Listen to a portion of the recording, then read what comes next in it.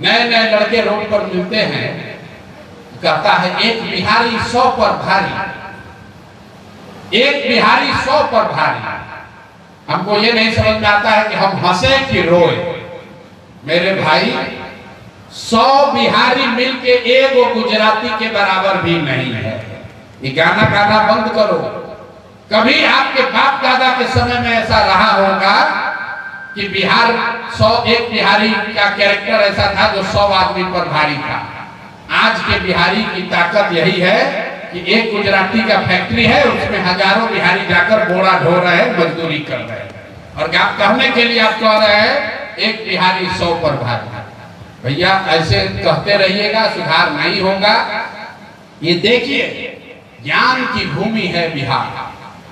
इस देश में सभी राज्यों का बहुत गौरवशाली इतिहास है, लेकिन अगर किसी इतिहासकार से भी बात कीजिएगा तो बिहार से ज्यादा गौरवशाली इतिहास किसी राज्य का नहीं है।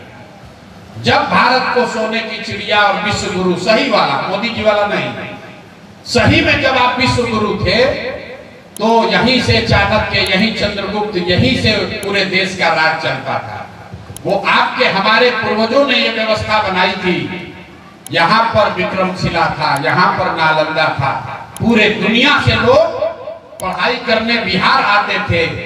तो आपके और हमारे पूर्वजों ने वो व्यवस्था बनाई थी, और अपने को होशियार और समझदार कहने वाली पीढ़ी हम लोगों ने वो बिहार बनाया है जहां हम लोग के बच्चों को 5वां क्लास पढ़ाई करने का भी उपाय नहीं है।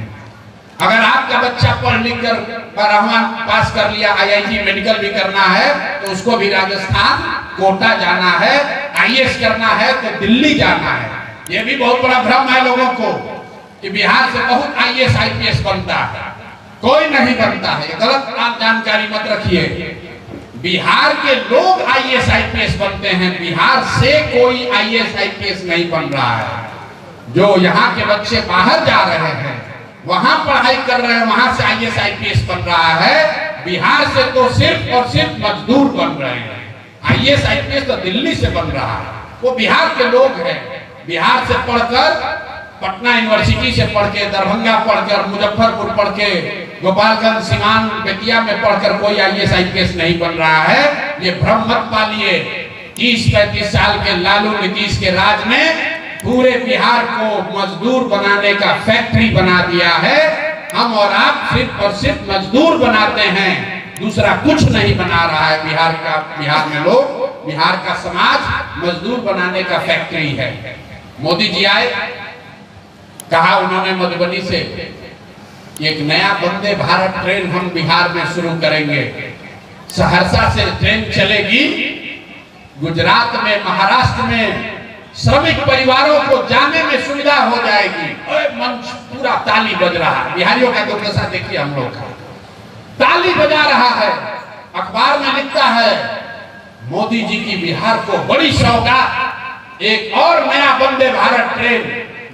अरे मेरे भाई, तुमको ये भी नहीं समझ में आ रहा है कि मोदी ये कह रहे हैं कि फैक्ट्री लगेगा गुजरात में, फैक्ट्री लगेगी महाराष्ट्र में, और तुम्हारे बच्चे मजदूर बन के वंदे भारत पर बैठकर वहां पहुंच पाए, इसका व्यवस्था बना रहे हैं और लोग ताली बजा रहा है। तो जब सरस्वती का साथ छूट जाए तो लक्ष्मी का भी पास नहीं होगा, खाली उल्लू ही रह जाएगा। जब तक सरस्वती का साथ नहीं होगा तब तक इस गरीबी से, इस दुर्दशा से, इस मुफलसी से हम लोग का जान बचने वाला नहीं है। अपने बच्चों को जब तक आप पढ़ने की व्यवस्था नहीं कीजिएगा, बिहार को जब तक ज्ञान की भूमि नहीं बनाया जाएगा, तब तक यहाँ से गरीबी खत्म नहीं होगी। सीमेंट का फैक्ट्री लगाने से, ईटा भट्ठा चलाने से बिहार का दुर्दशा नहीं सुधरने वाला है। बिहार का दुर्दशा तब सुधरेगा जब घर घर शिक्षा का प्रचार हो, लोग पढ़ेंगे तो अपने आप, चाहे वो ईटा भट्ठा चलाए या मजदूरी करे, अपने आप तरक्की होगी। आप बिहार का कोई गांव चले जाइए, हम 5000 गांव पैदल गए हैं, उस गांव में बिना पूछे हुए जिसका बड़ा घर आपको दिखे, आप अपने आप जाके पूछ लीजिए, बताएगा उसके घर में पढ़ा लिखा कोई ना कोई आदमी जरूर होगा। चाहे वो किसान ही क्यों ना हो, व्यापारी ही क्यों ना हो, बिना सरस्वती के लक्ष्मी का कोई उपाय नहीं है। ये सनातन का शाश्वत सत्य है, बिना सरस्वती के उपाय नहीं है। बिहार के लोगों ने सरस्वती का साथ छोड़ दिया। लालू नीतीश ने सबको मजदूर बना दिया, गाली गलौज। यहाँ पर शर्ट के ऊपर गंजी पहनने वाले को कहता है कि जमीनी नेता है। जिस नेता को व्याकरण का, वाक्य का, भाषा का, विषय का समझ न हो, कहता है जमीनी नेता है बिहार का। बढ़िया कोई बोलने वाला होता कहता है बिहार में ना चलिए, हम बिहार में चलिए, हम तो अंग्रेजी बोलता हूं। आप फंसते हैं, ये नहीं समझते हैं कि अरे तुमको अंग्रेजी नहीं बोलने आएगा तो आज के जमाने में तुम्हारा लड़का झाड़ू ही लगाएगा, उसको कोई नौकरी नहीं मिलेगी, क्योंकि अंग्रेजी बोलने वाले को नौकरी मिलने वाली है। लोग का मति मारा गया है। तो प्रशांत किशोर के प्रयास से नहीं होगा जब तक समाज नहीं सुधरेगा।